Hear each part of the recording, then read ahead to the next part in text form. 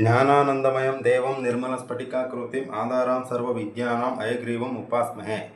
ನಮಸ್ತೆ ವೀಕ್ಷಕರೇ, ನಕ್ಷತ್ರವಾಣಿ ಜ್ಯೋತಿಷ್ಯಾಲಯ ಮತ್ತು ವಾಸ್ತು ವಿಜ್ಞಾನ ಕೇಂದ್ರಕ್ಕೆ ನಿಮ್ಮೆಲ್ಲರಿಗೂ ಸ್ವಾಗತ. ವೀಕ್ಷಕರೇ, ಇವತ್ತಿನ ವಿಷಯ ಏನೆಂದರೆ, ಮೂರನೇ ಮನೆಯ ಅಧಿಪತಿ ವಿವಿಧ ಭಾವಗಳಲ್ಲಿ ಏನು ಫಲ.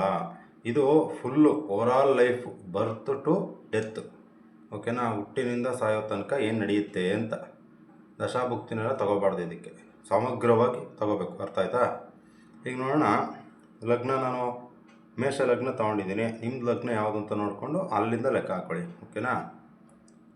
ಆಮೇಲೆ ಈ ಒಂದು ಅಧಿಪತಿದು ನಾನು ಹೇಳೋದಲ್ಲ, ಇದಕ್ಕೆ ಡಿಗ್ರಿ ವೈಸ್ ನೋಡೋ ಅವಶ್ಯಕತೆ ಇಲ್ಲ, ಜನರಲಾಗಿ ನೋಡಿದ್ರೆ ಸಾಕು, ಓಕೆನಾ. ನೋಡಿ, ನಿಮ್ಮ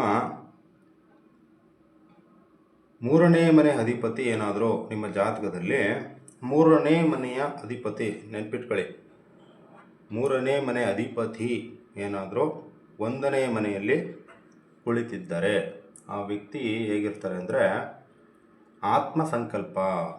ಹಂಗಂದರೆ ಅವರು ಏನೇ ಒಂದು ಮಾಡಬೇಕು ಅಂದ್ರೂ ಅವ್ರಿಗೆ ಒಂದು ಪ್ರಾಣಶಕ್ತಿ, ಔರ ಅಂತ ಕರೀತಾರೆ ನೋಡಿ.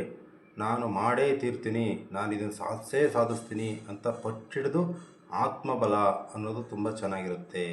ಅವರು ಆತ್ಮಸಾಕ್ಷಿಯಾಗಿ ಏನೇ ಒಂದನ್ನು ಅವರು ಆತ್ಮ ಒಪ್ಪೋ ರೀತಿ ಮಾಡ್ತಾರೆ, ಸ್ಥಿರವಾಗಿ ನಿಂತು ಮಾಡ್ತಾರೆ, ಓಕೆನಾ ವೀಕ್ಷಕರೇ. ಮತ್ತು ಸಿಕ್ಕಾಪಟ್ಟೆ ಎಫರ್ಟ್ ಆಗ್ತಾ ಇರ್ತಾರೆ, ತುಂಬ ಪ್ರಯತ್ನಪಟ್ಟು ಏನೇ ಒಂದನ್ನು ನಾನು ಸಾಧಿಸ್ತೀನಿ ಅಂತಾರೆ, ಹಿಂದಕ್ಕೆ ಬರೋ ಮಾತೇ ಇಲ್ಲ.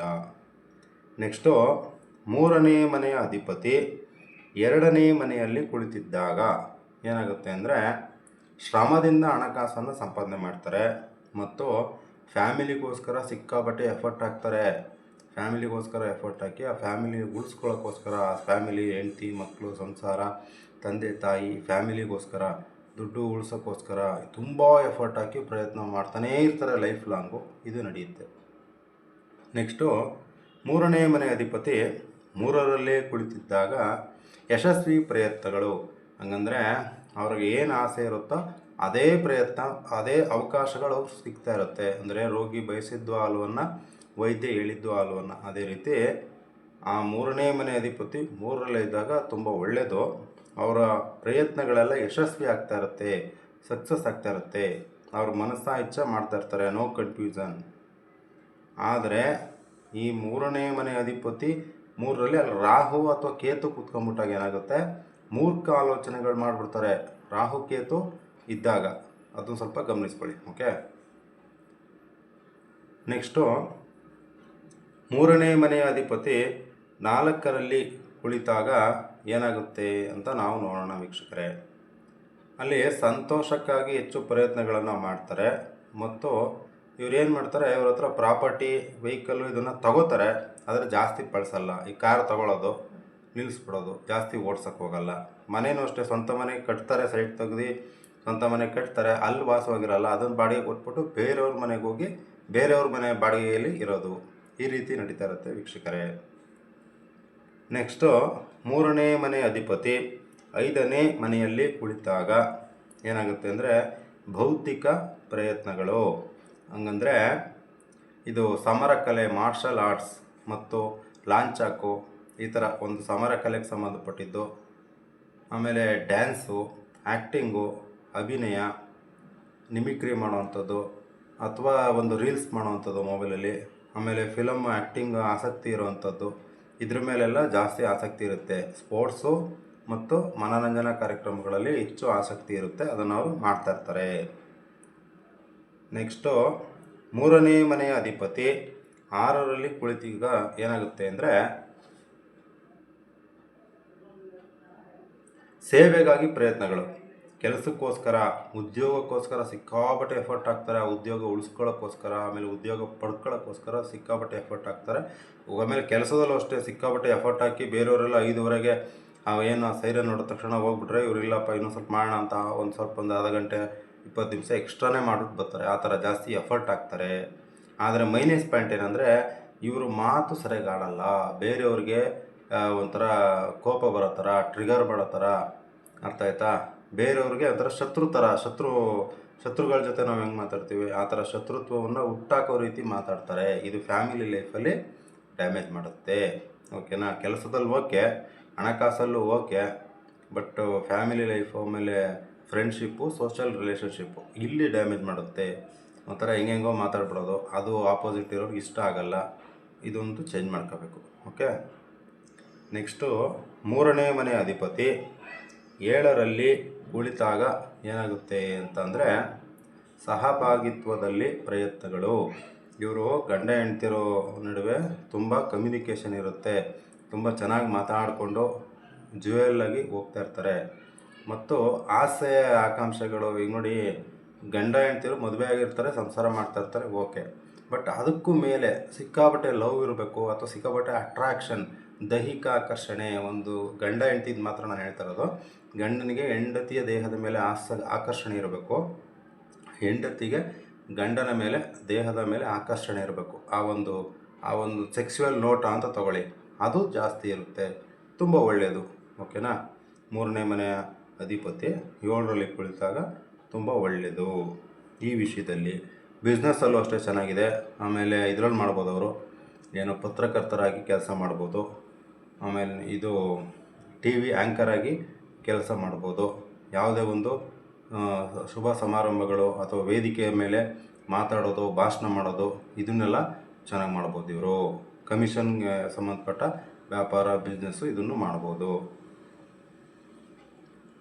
ನೆಕ್ಸ್ಟು 3ನೇ ಮನೆಯ ಅಧಿಪತಿ 8ರಲ್ಲಿ ಕುಳಿತಾಗ ಏನಾಗುತ್ತೆ ಅಂತಂದರೆ ಬೆಂಬಲದೊಂದಿಗೆ ಪ್ರಯತ್ನಗಳು.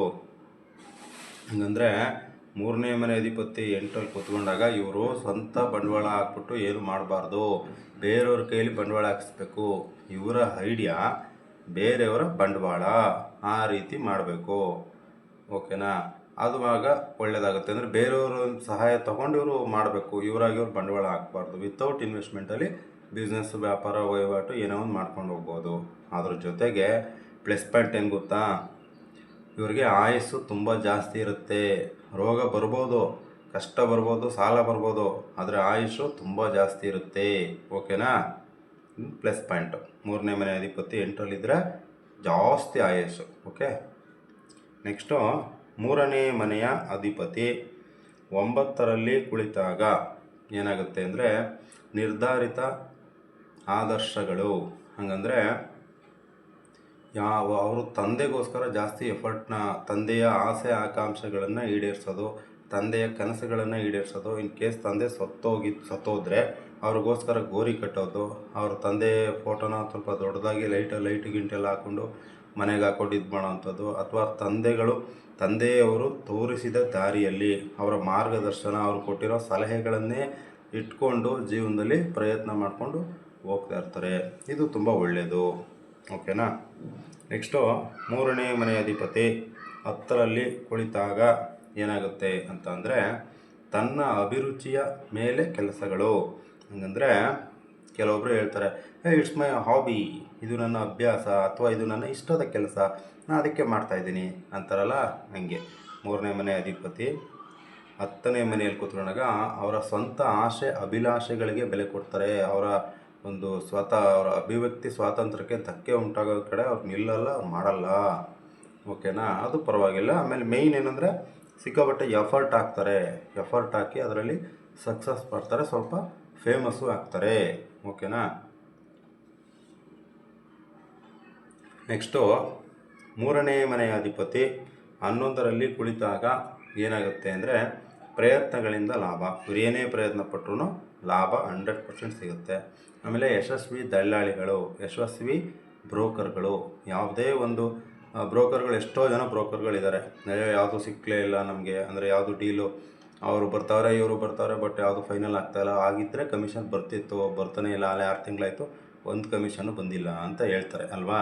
ಈ 3ನೇ ಮನೆ ಅಧಿಪತಿ 11ರಲ್ಲಿದ್ದಾಗ ಅವರು ಯಾವುದೇ ಒಂದು ಮದುವೆ ಹುಡುಗ ಹುಡುಗಿ ತೋರಿಸೋದು ಆ ಬ್ರೋಕರ್ ಆಗಿರಲಿ, ರಿಯಲ್ ಎಸ್ಟೇಟ್ ಬ್ರೋಕರ್ ಆಗಿರಲಿ, ವೆಹಿಕಲ್ಗಳು ಡೀಲ್ ಮಾಡೋ ಬ್ರೋಕರ್ ಆಗಿರಲಿ, ಎನಿ ಬ್ರೋಕರ್ ಅಂತ ತಗೊಳ್ಳಿ, ಅವ್ರಿಗಂತೂ ಆ ಸಕ್ಸಸ್, ಅವ್ರ ಕೈ ಹಿಡ್ದಿದ್ದ ಕೆಲಸ ಎಲ್ಲ ಸಕ್ಸಸ್ ಆಗ್ತಾ ಇರುತ್ತೆ. ನೆಕ್ಸ್ಟು ಅದ್ರ ಜೊತೆಗಿನಲ್ಲಿ ಈ 311 ಬಂದು ಒಂದು ಒಳ್ಳೆ ಭಾಷಣಗಾರರು, ಒಂದು ಒಳ್ಳೆ ಕತೆ ನಿರ್ಮಾಪಕರು ಕತೆ ಸ್ಕ್ರಿಪ್ಟ್ ಬರೆಯೋದು ಅದಕ್ಕೆಲ್ಲ ತುಂಬ ಒಳ್ಳೆಯದು. ನೆಕ್ಸ್ಟು 3ನೇ ಮನೆಯ ಅಧಿಪತಿ 12ರಲ್ಲಿ ಕುಳಿತಾಗ ಏನಾಗುತ್ತೆ, ಜ್ಞಾನೋದಯಕ್ಕೆ ಪ್ರಯತ್ನಗಳು. ಇವರು ಏನು ಮಾಡ್ತಾರೆ ಅಂದರೆ, ನಾನು ಯಾತಕ್ಕಾಗಿ ಹುಟ್ಟಿದ್ದೀನಿ, ನನ್ನ ಹುಟ್ಟಿನ ಅವಶ್ಯಕತೆ ಈ ಭೂಮಿಗೆ, ಈ ಒಂದು ಜಗತ್ತಿಗೆ ಏನಿತ್ತು, ಹುಟ್ಟು ಏನು ಇದು ಅಂತ ಸ್ವಲ್ಪ ಜ್ಞಾನೋದಯದ ಬಗ್ಗೆ ಆಲೋಚನೆಗಳನ್ನ ಇವರು ಮಾಡ್ತಾ ಇರ್ತಾರೆ. ಮತ್ತು ಇವರೇನು ಮಾಡ್ತಾರೆ, ಇವ್ರಿಗೆ ಎಲ್ಲಿ ಕುಂತರೂ ಸಮಾಧಾನ ಇಲ್ಲ, ಎಲ್ಲಿ ನಿಂತರೂ ಸಮಾಧಾನ ಇಲ್ಲ. ಹಂಗಂದರೆ ಇವರು ಸ್ಥಳ ಬದಲಾಯಿಸ್ತಾ ಇರಬೇಕು. ಅದರಲ್ಲೂ ಊರುಗಳನ್ನು ಬದಲಾಯಿಸೋದು, ಮನೆಗಳನ್ನ ಬದಲಾಯಿಸೋದು, ಒಂದೇ ಮನೇಲಿರಲ್ಲ, ಊರು ಬದಲಾಯಿಸೋದು, ಮನೆ ಬದಲಾಯಿಸೋದು, ಈ ಥರ ಸಿಕ್ಕಾಪಟ್ಟೆ ವಾತಾವರಣ ಚೇಂಜ್ ಮಾಡೋದು, ಮನೆ ಬದಲಾಯಿಸೋದು, ಹಿಂಗೆ ಮಾಡ್ತಾ ಇರ್ತಾರೆ. ಅವ್ರಿಗೆಲ್ಲೂ ಕಂಫರ್ಟಬಲ್ ಆಗೋಲ್ಲ. ಒಂದು 6 ತಿಂಗಳು ಇಲ್ಲ ವರ್ಷ ಇಲ್ಲ ಒಂದು 2 ವರ್ಷಕ್ಕೆ ಚೇಂಜ್ ಮಾಡ್ತಾನೇ ಇರ್ತಾರೆ. ಇದಿಷ್ಟು ನಡೀತಾ ಇರುತ್ತೆ ವೀಕ್ಷಕರೇ. ಇದು ಪಾಕ್ಷಿಕ ನೋಟ. ಈಗ ಒಂದೊಂದು ಮನೆಯದು ನಾನೊಂದು 2 ನಿಮಿಷ ಹೇಳ್ಕೊಂಬಂದೆ, ಬಟ್ 2 ಅವರ್ ಹೇಳ್ಬೋದು, ಅಷ್ಟು ವಿಷಯಗಳಿದೆ. ಅದೆಲ್ಲ ವೀಡಿಯೋದಲ್ಲಿ ಹೇಳೋಕ್ಕಾಗಲ್ಲ. ಅರ್ಥ ಆಯ್ತಾ? ಇಷ್ಟು ಹೇಳಿದ್ರೂ ನಾನು ಇದನ್ನು ಪಾಕ್ಷಿಕ ನೋಟ ಅಂತ ಇದ್ದೀನಿ ಅಂದರೆ ಇದೆಲ್ಲ ಮುಖ್ಯಾಂಶ ಅಂತ ತಗೊಳ್ಳಿ. ಇನ್ನು ಸಾರಾಂಶ ಇನ್ನೆಷ್ಟಿರ್ಬೋದು ಅಲ್ವಾ? ತುಂಬ ಇದೆ. ಒಂದು ಮನೆಯಿಂದ 2 ಅವರ್ ಹೇಳ್ಬೋದು ಕಂಟಿನ್ಯೂಸ್ ಆಗಿ, ಅಷ್ಟಿದೆ. ಓಕೆ ವೀಕ್ಷಕರೇ, ಇದನ್ನು ನೀವು ತಿಳ್ಕೊಂಡಿದ್ದೀರಾ. ನಿಮ್ಮ ಜಾತಕದಲ್ಲಿ 3ನೇ ಮನೆ ಅಧಿಪತಿ ಎಷ್ಟರಲ್ಲಿದ್ದಾನೆ ಅಂತ ನೋಡಿ, ಆಮೇಲೆ ನಾನು ಹೇಳಿದ್ದು ಕಂಪೇರ್ ಮಾಡಿ ನಿಮ್ಮ ಅನಿಸಿಕೆ ಅಭಿಪ್ರಾಯನ ಕಮೆಂಟ್ ಬಾಕ್ಸ್ನಲ್ಲಿ ತಿಳಿಸಿ. ನಿಮ್ಮ ವೈಯಕ್ತಿಕ ಜಾತಕವನ್ನು ವಿಶ್ಲೇಷಣೆ ಮಾಡಿಸ್ಬೇಕು ಅಂದರೆ ನಮ್ಮ ದೂರವಾಣಿ ಸಂಖ್ಯೆಗೆ ಕರೆ ಮಾಡಿ. ಮತ್ತು ನೀವಿನ್ನೂ ನಮ್ಮ ಚಾನಲ್ಗೆ ಸಬ್ಸ್ಕ್ರೈಬ್ ಆಗದಿದ್ದರೆ ಈಗಲೇ ಸಬ್ಸ್ಕ್ರೈಬ್ ಮಾಡಿಕೊಳ್ಳಿ. ನಿಮ್ಮ ಸ್ನೇಹಿತರಿಗೆ ಈ ವಿಡಿಯೋನ ಶೇರ್ ಮಾಡಿ. ಇಲ್ಲಿವರೆಗೂ ನಮ್ಮ ಕಾರ್ಯಕ್ರಮವನ್ನು ನೋಡಿದ್ದಕ್ಕೆ ಧನ್ಯವಾದಗಳು.